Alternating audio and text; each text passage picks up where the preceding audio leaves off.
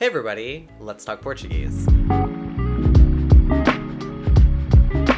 Today's video is going to be all about the pronoun vós. Before we get into today's video, if you aren't already aware, I have set up a Discord server for the channel. Discord is a platform where you can chat with people who share common interests on dedicated servers. So the Discord server for the channel is a place where we can talk in Portuguese or English about things related to Portuguese, linguistics, and other cultural topics. So whether you would like to improve your English or your Portuguese, or you'd like to talk in greater detail about the topics of each video, or just anything that happens to be sort of related to those things, feel free to come chat with us on the Discord. The invite link to the Discord server is available directly on my channel or in the description of my videos, and all I'm asking once you're there, in order to prevent spam, is that you introduce yourself and you react to an automated message in order to gain access to the chats. So if that's something that would be of interest to you, I look forward to chatting with you on Discord. Also, if you're enjoying the videos that I make on my channel and you'd like to support me directly, you can do so on Patreon. Patreon is a place where you can buy me a coffee each month, and in return you get access to extras. Those extras range from knowing about what I'm working on next first, to sources and other materials from the research that I do for my videos, as well as things like postcards from me to you. So if you'd like to learn more about that, you can find all of the details for that at patreon.com/Sashinka. And now, on with the video. So today's video is all about the pronoun vós. I did a video a couple of years ago about the pronoun você and its uses and how it came into being in Portuguese. And while I talked about other forms of address in Portuguese in that video, I really didn't spend a lot of time on anything other than você. As a result of recent discussions that I've seen and participated in, as well as comments left for me since I posted that video, including fairly recently, I thought it would be only appropriate that I dedicated some time to going into greater detail about vós itself. The common linguistic wisdom treats vós as a pronoun that was somehow simultaneously archaic by the 17th century, but also relegated to the north of Portugal. And most of the time when we're talking about forms of address, because Portuguese has such a complicated system of it, vós is pretty much ignored and left at that. It is also not used pretty much at all in Brazil. So vós on its own is a relatively understudied pronoun in Portuguese. But with that being said, I took some time to really look into this, and I'm here to say that the general picture that it was somehow archaic in the 17th century, but also relegated to regions of the north of Portugal, is not the complete picture of the history and usage of vós. To look at the history and usage of vós, we have to go back to the beginning of the history of Portuguese itself. From the Galaico-Portuguese period all the way through the 15th century, we had a TV system in Portuguese that really didn't have a lot of variance. That system was identical to that which has been preserved in French to this day, with tu being the informal or familiar form of address or singular you, and vós being the general plural you and the polite form of singular you. This started to change in the 15th century when nominal forms of address became used with the king in order to elevate the king's status in a linguistic fashion. The first nominal form of address was, of course, vossa mercê, which would then go on to generalize itself as it filtered down into the other lower social classes. It is from vossa mercê that você develops and generalizes as a form of address in Portuguese. The grammaticalized você went on to have different trajectories in both Brazil and Portugal, and this is important to vós because the history of você is intimately tied to the usage of vós in general. We know that by the 15th century, in the upper echelons of the Portuguese court, vós was simply not an adequate form of address to the Portuguese king. And so from there to the 17th century, vós enters decline as a polite singular form of address. And by and through the 17th century, it had become fully archaic. There were still some remnants of it left, and in the early stages of the grammaticalization of the nominal forms, they indeed even used the vós conjugations. But those conjugations ended up switching to the third person, and vós as the polite singular you fell out of use.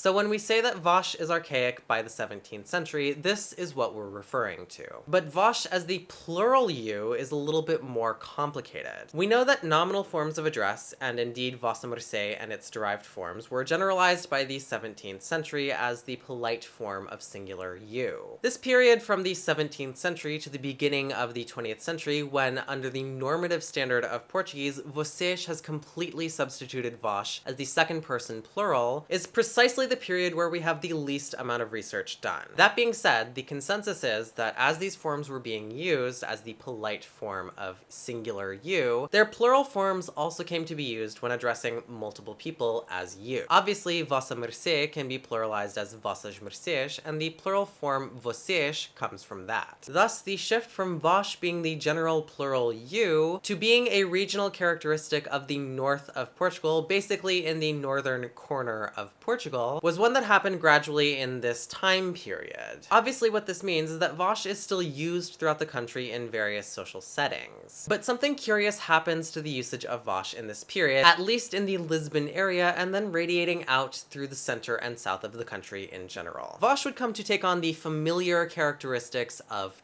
tu, and so its usage in Lisbon came to be conditioned in a similar manner. Over time, the educated classes came to prefer vocês in a general capacity, and by the late 1800s to early 1900s, this was already generalized in the center and south of Portugal. Due to the status of the Lisbon-Coimbra corridor as the prestige dialect of European Portuguese, and thus what the normative standard of Portuguese is based on, over the course of the 20th century, this pattern of use came to become more generalized. Increasingly over time, vós in its usage as the plural form of you was relegated to the north of Portugal. But vós as the plural form of you persisted for quite a while in the north of Portugal, including in its urban centers. It's not until mid-century in the 1900s that we really start to see the decline of vós in use in the major urban centers of the north. Especially in the second half of the 20th century, vocês came to be preferred by the educated classes. As recently as 20 to 50 years ago, media portrayals of the north, including Porto itself, held on to the use of vós and its conjugations as a marker of northern identity. Patterns of usage in the last 20 to 50 years suggest that vós fell out of favor in Porto the city, where it has meanwhile persisted as the general form in rural and smaller urban areas in the north. As I've made mention in previous videos, there are vestiges of vós in use in Portugal today in the form of the secondary pronouns. Vos and vosso are in generalized use in Portugal, whether the speaker uses vocês or vós in general speech. This has led to a grammatical hybrid in an unstable system where many speakers who use vocês and conjugate accordingly also still use vos and vosso, even though vos and vosso correspond to vós and its conjugations. It is fair to say, and the linguistic consensus, that the Portuguese system of forms of address is one that is highly unstable and is continually shifting. This, of course, is in comparison with languages like French, which have a fairly stable system of address. So in Portugal, in the north, even to this day, it is not at all unheard of to hear people speaking with vós and its conjugations. Social pressures from the normative standard, based on what is considered good Portuguese spoken in the Lisbon to Coimbra corridor, are of course influencing the speech of the north as well, and there is a gradual shift away from vós throughout the north. This can be attributed to things like the media and the internet and increased mobility of students to higher education throughout the entire country. But for now, vós does still persist in Portugal. That being said, the affirmation that vós persists in the north of Portugal, mostly in regional and village settings, is not an untrue statement. Having said all of that, I have to add that when it comes to learners of Portuguese as a second language, vós is a conjugation that is not super widespread.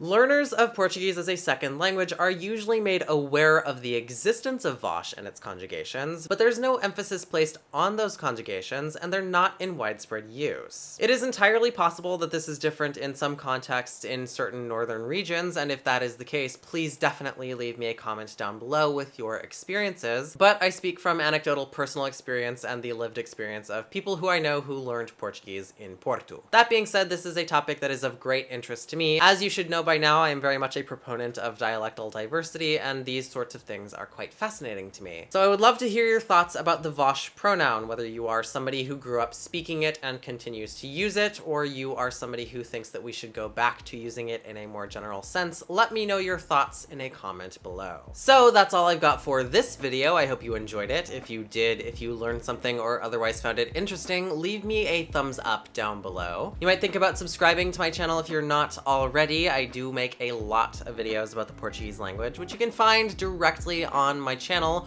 or in the eye above, and I will see you next time.